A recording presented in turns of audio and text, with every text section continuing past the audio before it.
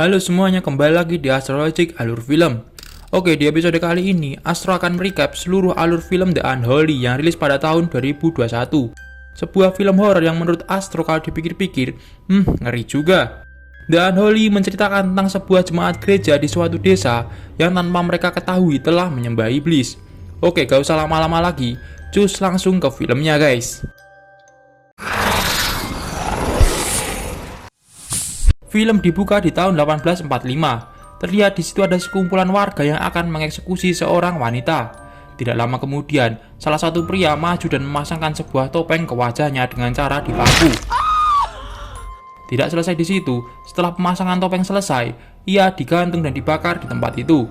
Dalam keadaan masih sadar, ia melihat seorang pastor maju lalu membaca sebuah doa untuk mengurung iblis, sembari mengatakan bahwa jiwa wanita itu akan dikurung di dalam boneka yang ia bawa. Dan film pun baru dimulai.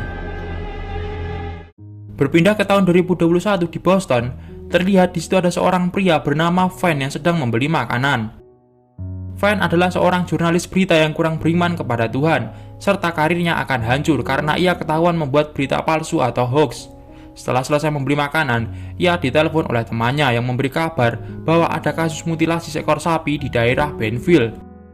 Mendengar berita itu, Van awalnya menolak, tapi ia ingat tentang karirnya yang akan hancur saat ini. Dengan hanya dibayar $150, ia pun berangkat ke Benville. Saat memasuki wilayah Benville, ia melihat tulisan bahwa daerah tersebut adalah potongan wilayah Tuhan. Sampainya di lokasi, ia sangat kecewa karena sapi yang dirumorkan ternyata sehat-sehat saja dan tak ada luka sedikit pun. Saat sedang berbicara dengan peternak, tiba-tiba datang seorang pastor bernama Bapak Hagan. Ia menegur peternak tersebut karena sapi-sapi miliknya mengotori lingkungan gereja. Van yang sudah kesal sekaligus merasa tertipu pun memilih pergi. Saat sedang berjalan, ia mendengar suara-suara aneh yang mengarah pada suatu pohon. Van pun menuju ke pohon tersebut. Saat sudah mendekat, ia melihat sebuah benda bersinar di lubang bawah pohon itu. Van lalu mengambilnya. Ternyata benda bersinar itu adalah sebuah boneka. Ia melihat di boneka tersebut terdapat tulisan 31 Februari 1845. Peternak yang melihat boneka itu mengatakan bahwa itu adalah boneka Ken yang dipercaya mendatangkan keberuntungan bagi para petani di situ. Tapi ia sedikit heran karena boneka Ken itu terlihat aneh dan tidak biasa. Mendengar hal itu, Van pun mendapat sebuah ide untuk membuat berita palsu mengenai boneka yang rusak lalu mendatangkan malapetaka. Peternak itu merasa bingung karena boneka tersebut tidak rusak. Van yang tidak tahu sejarah boneka itu menginjaknya hingga pecah. Setelah boneka tersebut rusak, Van meminta peternak itu untuk difoto sebagai narasumber dalam beritanya. Malam harinya, Van pulang ke Boston. Saat di mobil, ia membuat sebuah rekaman suara mengenai berita boneka itu. Saat sedang mematikan tape recorder, ia kaget karena tiba-tiba muncul wanita berpakaian putih di depan mobilnya. Van pun refleks menghindar, tetapi ia malah menabrak pohon. Ia pun lalu keluar dari mobil untuk mengecek wanita tadi. Saat sedang mengecek, Van melihat seorang wanita yang berjalan masuk ke dalam hutan. Karena dikira itu adalah kuntilanak, Van pun mengikutinya. Ternyata wanita itu berjalan ke arah pohon yang tadi siang Van datangi. Ia di situ mendengar wanita itu mengucapkan kata, "Kupersembahkan jiwaku padamu" berulang kali. Van pun lantas mendekatinya. Saat akan menyentuh pundak wanita itu, tiba-tiba wanita itu pingsan. Van lantas membawanya ke rumah Bapak Hagan. Bapak Hagan yang mendengar rumahnya diketuk pun keluar untuk mengecek. Ternyata wanita itu bernama Alice Paget dan Bapak Hagan adalah pengasuhnya dari kecil. Ia pun lantas membaringkan Alice di kursi. Singkat waktu, Alice pun sadar. Di situ sudah ada dokter pribadinya yang bernama Natalie. Alice yang merupakan tunawicara pun menggunakan bahasa isyarat. Setelah memeriksa Alice, Natalie dan Van pun keluar. Van di situ mengatakan bahwa ia tadi mendengar Alice berbicara di dekat pohon. Natalie yang mendengar hal itu pun kesal dan mengatakan bahwa Alice tidak pernah mengucapkan sepatah kata pun semenjak ia kecil. Van di situ bersumpah bahwa tadi ia mendengar Alice berbicara. Natalia mengira Van mabuk lantas membawanya ke motel agar ia bisa beristirahat. Keesokan paginya di gereja sedang diadakan misa. Tidak lama kemudian, Van datang dan duduk di belakang sembari memperhatikan Alice yang duduk di depan. Saat Bapak Hagan sedang memberi materi keagamaan, Van melihat Alice yang seperti mendengar sesuatu. Seperti terhipnotis, Alice dan beberapa wanita di situ pun keluar gereja menuju pohon.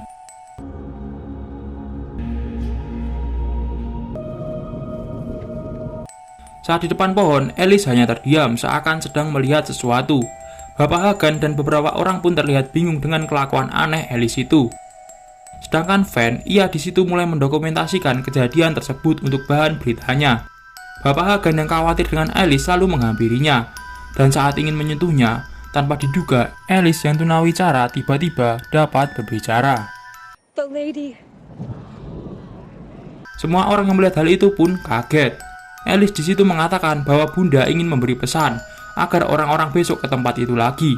Alice lanjut mengatakan bahwa nama Bunda itu adalah Maria. Semua orang termasuk Bapak Hagan dan Van pun terlihat takjub dengan kejadian itu. Esok paginya, banyak orang-orang berkebutuhan khusus datang ke tempat itu. Salah satunya adalah anak yang tidak bisa berjalan bernama Toby Walsh. Alice yang melihat keadaan Toby mendekatinya dan mengatakan apakah ia beriman kepada Bunda Maria. Toby pun menganggukkan kepalanya. Tiba-tiba saja, Toby dapat berjalan kembali. Semua orang pun kembali takjub dengan hal yang mereka anggap ajaib dan sebuah mukjizat itu. Van yang melihat hal itu, lagi-lagi mendokumentasikannya untuk berita yang akan ia buat. Tetapi, tanpa mereka sadari, patung Bunda Maria di dalam gereja menangis. Berita tentang sembuhnya Toby itu pun viral hingga diliput stasiun televisi. Scene pun berpindah di malam hari. Terlihat Van di situ sedang menelpon bosnya. Van mengatakan bahwa ia memiliki berita yang bagus. You still don't get it, do you? Bosnya yang sudah tidak percaya malah memarahi Van. Van yang sudah lelah pun memilih tidur saja daripada tambah pusing. Saat sedang tertidur, ia bermimpi melihat makhluk mengerikan berjalan ke arahnya.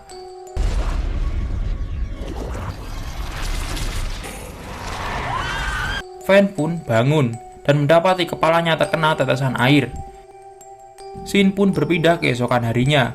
Van mendatangi sebuah pertemuan untuk mewawancarai Alice yang dipimpin oleh seorang pendeta. Pendeta tersebut mengatakan bahwa memang ada tempat yang dianggap suci, memilih seseorang untuk menjadi perantaranya.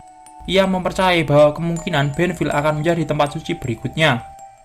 Tidak lama kemudian, Alice masuk ke tempat itu. Di situ para wartawan langsung menghubungi Alice. Para wartawan itu mengajukan pertanyaan yang membuat Alice tidak nyaman. Melihat hal itu, Van pun memberi pertanyaan yang wajar kepada Alice. Alice pun menjawab dengan senyuman. Di tempat lain, Bapak Hagan yang merasa curiga dan tidak terlalu percaya pun mendatangi pohon itu. Terlihat di sekitar pohon sudah dibersihkan untuk persiapan penyucian, agar pohon itu bisa menjadi tempat suci yang baru. Bapak Hagan yang sedang melihat pohon itu, tanpa sadar menginjak boneka yang dulu dirusak Van. Bapak Hagan pun mengambilnya. Saat sedang melihat benda itu, tanpa sadar ternyata ada makhluk mengerikan di belakang pohon tersebut.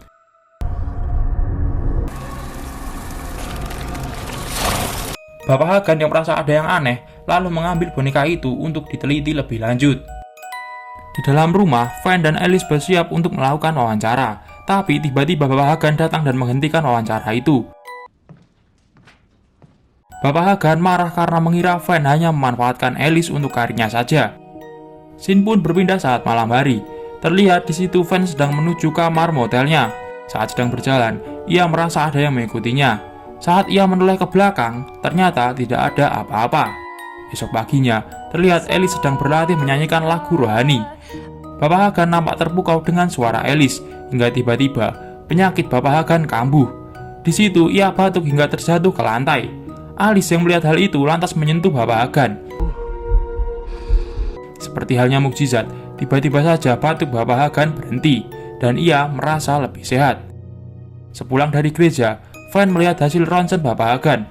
Betapa terkejutnya ia saat melihat hasil itu. Bapak Hagan yang awalnya didiagnosis penyakitnya tidak akan sembuh, tiba-tiba saja sembuh setelah disentuh oleh Alice. This is the real deal. This is genuine. Van pun lantas mengatakan kepada dua pendeta yang ada di situ bahwa 3 syarat mukjizat sudah dipenuhi dan Benville bisa menjadi tempat suci selanjutnya. Pendeta itu pun tersenyum dan mengangguk. Van pun nampak senang. Berita tentang Benville yang menjadi tempat suci itu pun dengan cepat menyebar. Nampak sebagian orang sangat gembira, sedangkan yang lain ketakutan karena menganggap malapetaka akan terjadi. Di tempat lain, Bapak Hagan yang tahu dirinya sudah sembuh malah kembali merokok. Saat sedang asik sebat dalam gereja, tiba-tiba saja asap rokok itu mengarah ke salah satu celah di dinding. Bapak Hagan pun mengikutinya. Di celah dinding itu, Bapak Hagan menemukan sebuah buku catatan tentang seorang penyihir. Bapak Hagan yang melihat hal itu benar-benar terkejut. Ia bingung bagaimana bisa di gereja yang suci terdapat buku tentang penyihir. Berpindah ke Van, ia di situ terlihat semakin dekat dengan Natalie. Mereka pun ngobrol santai ditemani minuman di restoran. Semakin lama, perbincangan mereka pun mengarah pada lingkungan gereja Benville. Benfield's always been a place of faith. Di situ Van mengatakan bahwa saat pertama kali datang ke Benville, ia menemukan sebuah boneka Ken di bawah pohon. Mendengar hal itu, Natalie menjawab bahwa boneka Ken merupakan jimat keberuntungan para petani, tetapi bisa juga digunakan sebagai wadah untuk mengurung iblis. Mendengar hal itu, Van sedikit cemas. Ia berpikir, bagaimana jika boneka yang ia hancurkan bukanlah jimat keberuntungan, tetapi tempat untuk mengurung iblis. Setelah pulang dari restoran, Van dan Natalie jalan-jalan di sekitar gereja hingga mereka tiba di sebuah sungai kecil. Van di situ mengatakan bahwa tempat itu sama persis dengan di mimpinya. Karena mulai khawatir dan merasa ada yang salah, Van pun menuju gereja untuk bertanya kepada Bapak Hagan.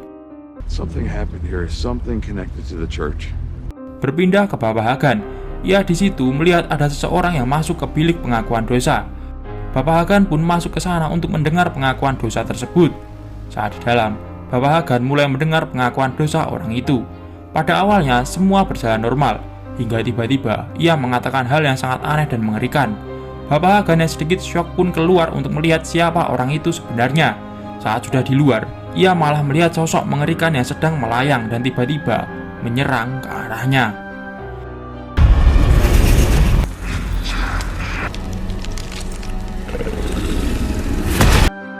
Tidak lama kemudian, Van datang. Saat masuk ke gereja, ia bingung kenapa gereja sama sekali tidak ada orang. Saat berjalan untuk mencari Bapak Hagan, tiba-tiba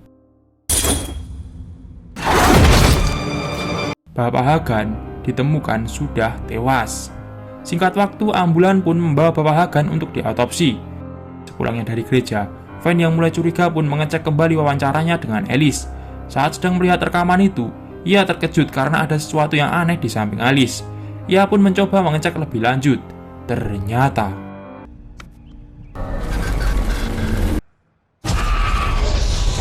setelah melihat hal itu, Van sangat terkejut. Keesokan harinya di pemakaman Bapak Hagan, Van yang sudah dipenuhi rasa khawatir bertanya kepada Natalie di mana berkas-berkas lama gereja disimpan. Natalie pun mengantar Van ke gudang tua di dekat gereja.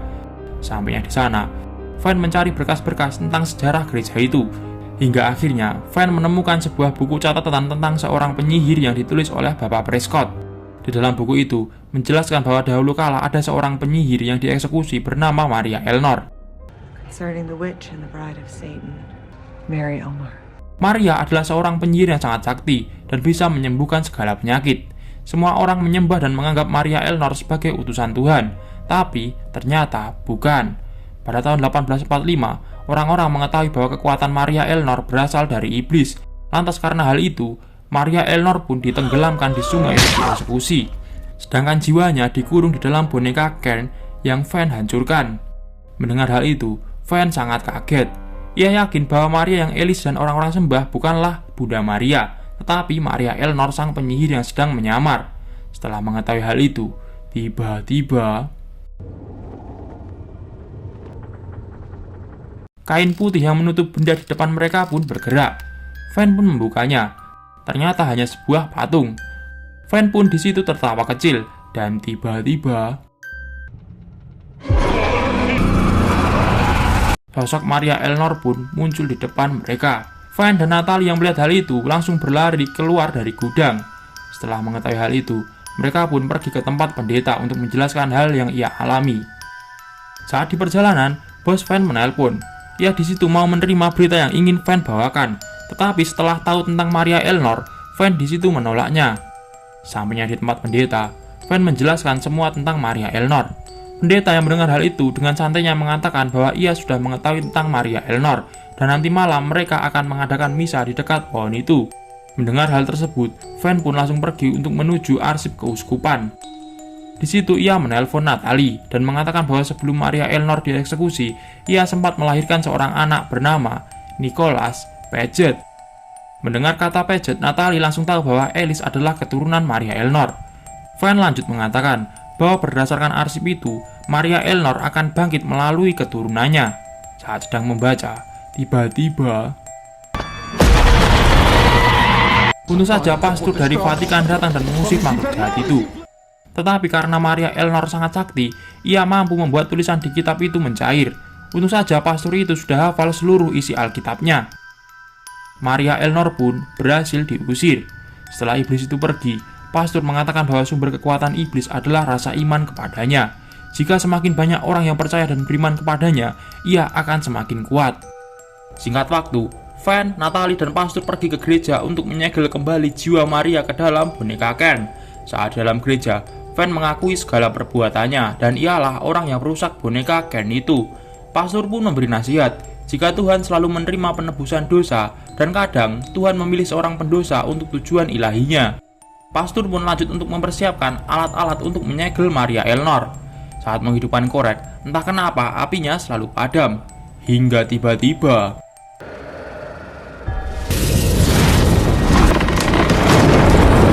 karena kekuatan Maria Eleanor semakin besar, pastor itu pun tewas. Van dan Natalie pun keluar dari gereja. Saat sudah di luar, mereka melihat banyak sekali jemaat yang akan mengikuti misa itu. Mereka pun bingung bagaimana cara menyingkirkan iblis itu tanpa bantuan pastor. Van pun mempunyai cara, yaitu membuat semua orang yang menghadiri misa meragukan Maria Eleanor. Karena menurutnya, semakin ragu seseorang maka semakin luntur keimanannya. Dan saat keimanan mereka luntur, maka Maria Eleanor akan melemah. Di sisi lain, misa sudah dimulai. Alice pun keluar. Alice menuntun orang-orang untuk memuji dan menyembah Maria. Saat Alice mulai dirasuki Maria Eleanor, Van datang dan mengatakan bahwa ia sudah berbohong tentang semua kejadian di Benville. Van mengatakan bagaimana cara Alice bisa sembuh dan bagaimana Toby Walsh bisa berjalan kembali. Saat perhatian semua orang tertuju ke Van, Natalie di situ mencoba meyakinkan Alice bahwa Maria yang ia sembah telah membuat Bapak Hagan meninggal. Natalie melanjutkan bahwa Maria hanya memanfaatkan Alice saja. Di satu sisi, Van naik ke atas panggung. Ia berkata bahwa bagaimana bisa mereka percaya kepada dirinya yang pernah membuat berita palsu. Berpindah ke Alice, ia di situ mendengar bisikan Maria agar ia menyelesaikan doanya atau Alice tidak akan bisa bicara lagi. Mendengar hal itu, Alice langsung tahu bahwa Bunda Maria tidak mungkin mengatakan hal jahat seperti itu. Alice pun langsung mendukung perkataan Van. Ia mengatakan bahwa selama ini Van dan dirinya bekerja sama, serta Maria itu tidak nyata. Saat semua orang mulai diselimuti keraguan, tiba-tiba pohon di belakang mereka terbakar. Semua orang yang melihat hal itu lari keluar, sedangkan Toby Walsh kembali tidak bisa berjalan. Saat semua orang berhamburan pergi, disitulah Maria Eleanor menampakkan wujudnya.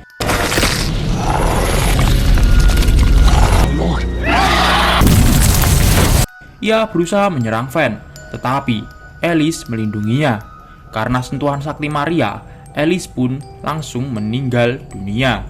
Karena keturunan terakhir Maria Eleanor sudah tewas, maka ia tidak bisa bangkit dan menghilang selama-lamanya. Alice. Van yang melihat keadaan Alice di situ untuk pertama kalinya berdoa kepada Tuhan agar sekali ini saja mengabulkan permintaan pendosa sepertinya. Tidak lama kemudian, mukjizat benar-benar terjadi. Alice yang tadi sudah meninggal dunia kembali hidup. Tetapi ia juga kembali tidak bisa bicara. Van pun di situ benar-benar senang dan berterima kasih kepada Tuhan. Keesokan harinya, Alice, Van, dan Natalie berziarah ke makam Bapak Hagan. Setelah kejadian itu, Van tahu ia sudah tidak bisa menjadi jurnalis lagi. Tapi menurutnya itu bukanlah masalah. Van memilih untuk tinggal di Benville dan mencari pekerjaan lain saja. Van dan Natalie juga sepakat untuk mengasuh Alice bersama-sama. Dan film pun, berakhir. Maybe God was present after all. Bagaimana guys? Ngeri-ngeri sedap bukan? Menurut Astro sendiri, di samping kehororannya, film ini juga banyak pesan moral, yaitu bagaimana seorang yang pada awalnya kurang beriman kepada Tuhan, kembali beriman setelah melihat sendiri mukjizat Tuhan itu benar-benar ada. Ya udah guys, mungkin segini saja yang dapat Astro sampaikan tentang film Unholy 2021. Jangan lupa like, share, dan subscribe channel ini. Oke? Sekian video kali ini. See you dan bye-bye.